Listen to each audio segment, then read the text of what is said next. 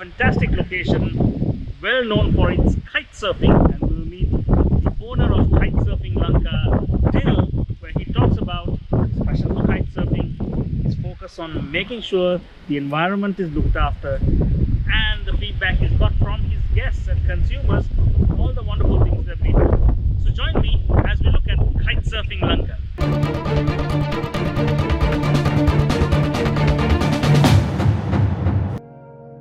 So we're sitting down with Dil, and Dil is the co-founder of Kitesurfing Lanka. Welcome, Dil. Nice to have you here. Thank you for taking time. Dil, before we kind of walk around and take a look at the place, and before you tell us a little bit about what you're doing here, tell us how this all started. Why kitesurfing and why here? Yeah, it all started with a passion. I remember at school, we had a scuba diving club. All right. And so at age 13, we were diving. And I was a rugby player. I played all the other sports as well. But, this outdoor adventurous thing stuck with me. Okay. So much so that many years later, I started surfing. And my friend Praveen said, Dil, there's this new sport called kite surfing. Let's go check it out in Kalpitiya. So I came to Kalpitiya. Rest was history. I stopped all my other sports and I focused on this a lot. So what made you start this place, Kitesurfing Lanka? I mean, you could have just done kite surfing. What made you decide to start this whole eco hotel that you have? Yes, when I left school in year 2000, I actually wrote on a journal a dream that I'd like to start something that involves sports, something on the beach, something with community. So I just scribbled this down, and I wasn't a kite surfer by then, but right. Later on, I got to know this sport, and I met my business partner through a blog. I was totally addicted to the sport. People at work knew I was kiting. My bosses gave me flex years to go kite surfing as long as I do work. And one day my CEO said, Dil, you cannot work here. Go follow your dream. I said, give me a package, I'll follow my dream. And they gave me a 1.5 years break. They said, Machan, if it doesn't work, come back to work for me. So it was quite an easy transition from the corporate life to set up this business. I got the blessings of my parents, and with my good business partner, it was very good. Okay, so tell us how you went about. I know you built in a lot of really innovative, eco-friendly features into this. Firstly, why did you do that? You didn't have to do that. You could have just started a conventional hotel. Correct. I think it goes down to my childhood. I was always going out into the wild. I mean, we were part of clubs and societies in school. Right. I was a scout as well. And when I started this business with my partner Leo, it just became natural that we would like to, be low-key. We'd like to work with the environment. We don't want to cut down trees, etc. Of course, we didn't have so much money as well. So some of the tent concepts, some of the bungalows which has an open-air washroom, these were not thought about in detail, but it just happened. Right. And then we saw an amazing model that we just went ahead with. And tell me a little bit about the way you engage with the community, because you do a lot of work with the communities, right? Yes. Again, corporate background. Right. The way the company used to work I used to work in manufacturing. We were in a rural village, and the executives were encouraged to go to the village, and so you are the outsiders, and then you integrate yourself with the village, work with the village, and you do as much as possible to uplift this village. And that was the same model that we adopted when we came here. So our thing is that as much as we develop as a business, we would like to see everyone around us develop as well at the same rate. All right. So tell me a little bit about the things that you've done to make this a more environmental friendly, green space. Correct. I think first of all is the visuals, the building itself. We don't like to go high. Right. We like to use natural, timber and thatched. The water, for instance, there's a scarcity of water in these areas, so a lot of our water is sent back to the gardens. Even the water that's collected in the toilets, it goes to cesspits, but then once a year we can pump it out to the garden again. We love to grow mangroves. Yep. This is another idea that just popped up, And then we were lucky to meet partners who really encouraged us and gave us some insight and also the business sense of doing projects like this. Right. Yeah, and these were some of the projects we did. The newest one is Ocean Plastics Yep. project. Okay. We're looking at the waste that washes up on our shores, especially in this camp and in the camp in Mena. Right. We have huge issues with this, and it's just collection and trying to do our part to make a change. Just yesterday, my staff and I, just two of us went to the beach and we just cleaned out a whole dump Wow. that was sitting there for weeks. We collected it, bagged it, and kept it at the Pradesh Sabha, the waste Right. management Okay. center. So simple acts like this, Okay. we try to be an example to the people around us. So why don't we take a look around and you can show us some of the stuff that you're doing? Cool. All right, let's go.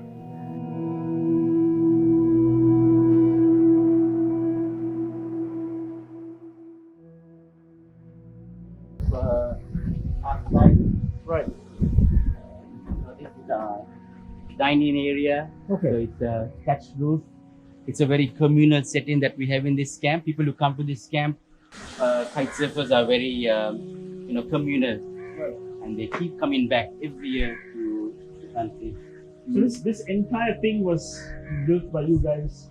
Yeah. And I'm assuming you had local craftsmen coming Yes, to do yes, this. yes, yes. It's all community built. Correct. Yeah. Oh wow. And yeah, like things like this, we don't sell plastic bottles. So for Right. water, you can we give you a bottle and you can reuse your bottles. So there's absolutely no single-use plastic here. For water bottles, no, and we don't buy the Coca-Colas and the beer. Everything we buy the glass. Right. We refuse to buy the PET. Okay. And the water itself, we give them we get the glass bottles that they can refill. Okay. We don't have any straws, plastic straws. We have the stainless steel straws in the bar. And these are simple things we introduced. This was many years ago. Right. And slowly the village are also adopting now. So are you seeing the village people now following the example of refusing single-use plastic, especially straws? Yes. And we had one of the guys, Anishka, he himself took it upon himself to buy these glass bottles, and try to sell those instead Right. of, getting people to buy single-use PET bottles. That's purpose. Yeah, so that thing is there now and it's very encouraging to see. And if I'm not mistaken, you started your own line of toothpaste. We did. There was two guests, not guests of ours, but Right. two volunteers who came. Right. And they were very much into sustainability. Unfortunately, they cannot come right now because they're of stuck. COVID, Yeah. But they taught us how to make toothpaste, deodorant, and sunblock using the natural elements. Right. And so that means it's done here. Yeah. It's packaged in eco-friendly, packaged in just a jar or something like that. And your guests can buy it here. Yeah, and they learn how to do it as well. Or the guests learn how to do it. Yeah, yes, you can go home and then do it yourself. So you're essentially you're teaching people how to go home and be self-sufficient and not. Right, that's really cool. So yeah, it's a lot of stuff. I mean, you learn a lot here. So we're trying to create a transformative experience. So it's not just coming, just having a drink or enjoying some food and kiting, but no, it's trying to put in some aspects, try to change your behavior, change your life, inspire you. So that's the idea of this camp also. A lot of people's lives have been changed through this experience. Okay, let's see a few of the other details that you have. So, who does this art for you? We have about 40 or 50 different artists who left their mark. We encourage our guests to leave their mark. Oh, they leave their mark? So a lot of them have actually painted on walls. So you will see around the camp, almost every wall has been painted upon. Some have done some sculptures. Nice. Yeah. We have a lot of recreational. We have music and different stuff happens here.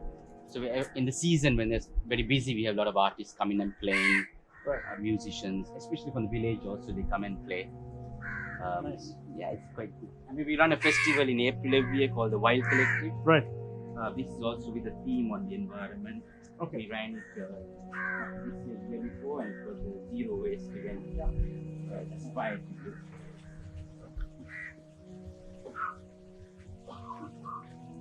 And who designed the whole layout and the idea? It's me and Leo. It is very emergent. It is not planned as Right. such. Okay. But yeah, it was very organic. So this is a spa.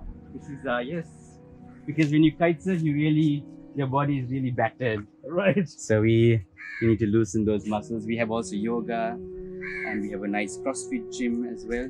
Cool. So you're kind of promoting healthy Healthy outdoor active living. lifestyle activities along with environmental.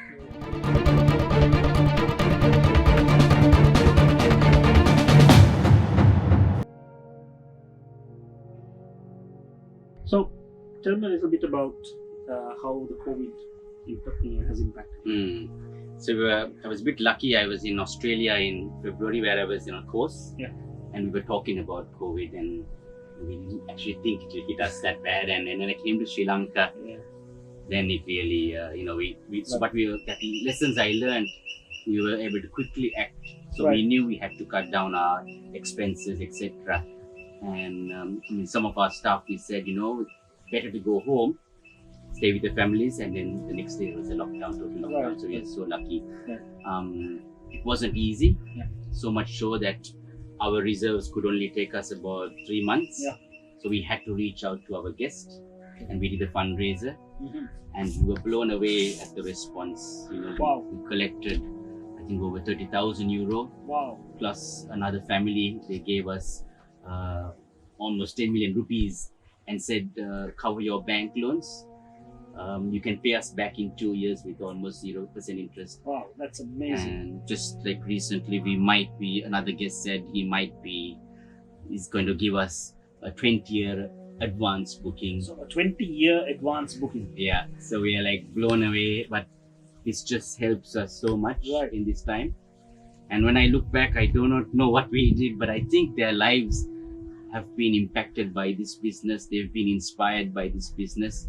And a lot of them said to us, we want this to go on and we will support you when you are in time of need. So do you see a link between, what you've built here, and when the guests come here, they see the environmental positive impact that you're creating, and this whole culture of, reducing waste, restoring mangroves, all those things. Did that play a role in, them really wanting to support you after this? Yes, I think that is definitely the case. When they see us also the way we are, we're very authentic in our business. We are not high end, or we don't have much frills, but we do have a heart, and we have a heart for the people, and we have a heart for the environment and the community. And people who come, they really see this. And this is why they said that we believe in you and we want to support you. Well, it's always nice to have customers who say, we are going to make sure that you stay afloat. Yeah. And that's not very many businesses can do that. And the fact that your customers are willing to support you, I think is a testament to what you guys have been able to achieve. And it's really great. So I think we should just take a walk down to the beach. Yes, that's that.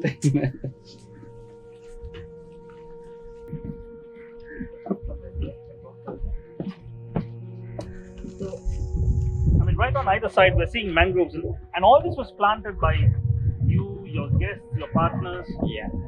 So, what's the importance of mangroves? So, first of all, this project started by, we knew that there is a great benefit of mangroves. We've seen the sea come in. We've seen during the storm surge brings water over.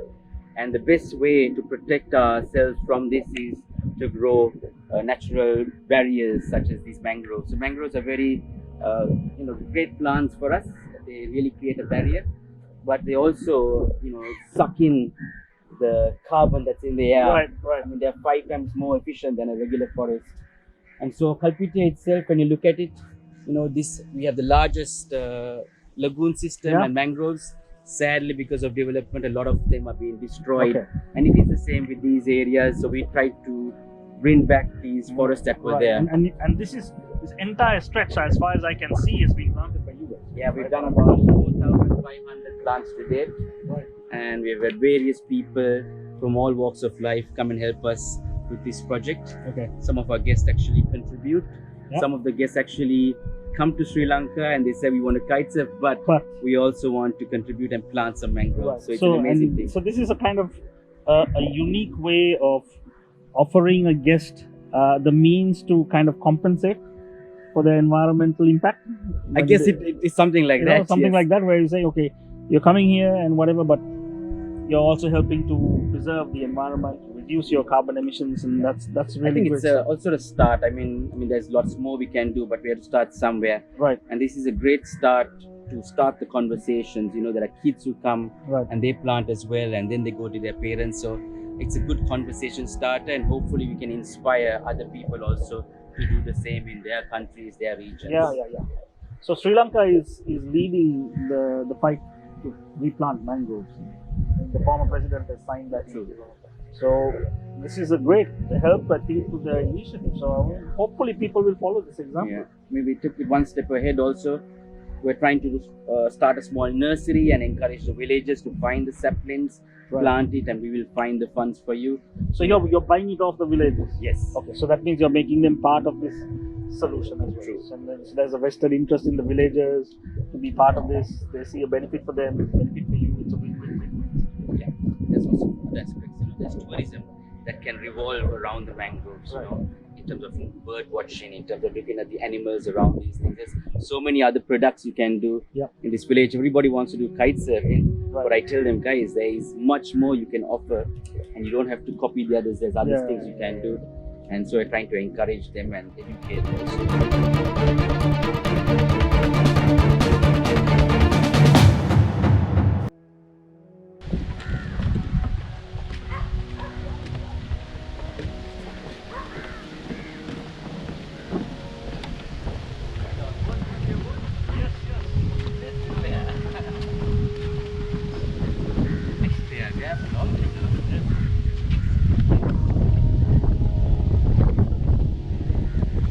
So I think this summarizes everything about your business. Be part of the solution, not of the pollution.